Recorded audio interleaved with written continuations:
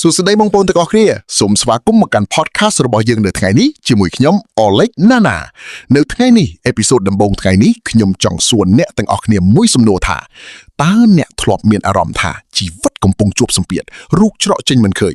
ឬកំពុងចង់ផ្លាស់ប្ដូរជីវិតពីការធ្វើការឲ្យគេមកបង្កើតអ្វីមួយដោយខ្លួនឯងដែរឬទេប្រសិនបើចម្លើយគឺធ្លាប់ថ្ងៃនេះយើងនឹងមកជជែកគ្នាអំពីរបៀបបញ្ឆេះភ្លើងជីវិតហើយបំផ្លែងវាឲ្យទៅជា Bobcat ដ៏មានឥទ្ធិពលដើម្បីកាយយកជោគជ័យនៅក្នុងជីវិតអ្នកទាំងអស់គ្នាស្គាល់ឡាននៃកាយ Bobcat ទេវាជាគ្រឿងចក្រទូចមួយមិនមែនធំសម្បើមដូចគេទេប៉ុន្តែវាអាចចូលបានគ្រប់ច្រកល្ហកធ្វើការបានគ្រប់សពនិងមានកម្លាំងខ្លាំងមិនធម្មតាចុះបើជីវិតរបស់យើងរៀបចំឲ្យដូចជា Bobcat វិញតើត្រូវធ្វើដូចម្តេចខ្លះថ្ងៃនេះខ្ញុំមាន4ចំណុចមកចែករំលែកអ្នកទាំងអស់គ្នា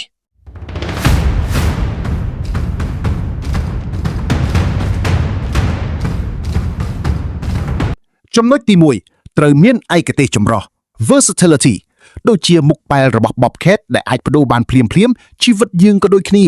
កុំរៀនឬធ្វើជំនាញតែមួយមុខគត់ឲ្យសោះ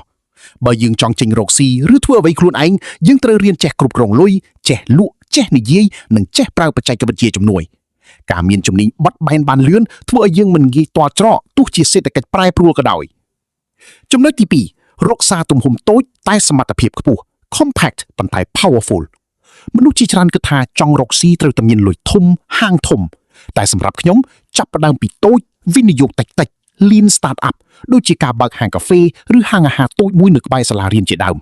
អ្វីដែលសំខាន់គឺភាពរហ័សរហួនសម្រាប់ចិត្តលឿននិងបំពេញតម្រូវការអតិថិជនបានចុងចំណុច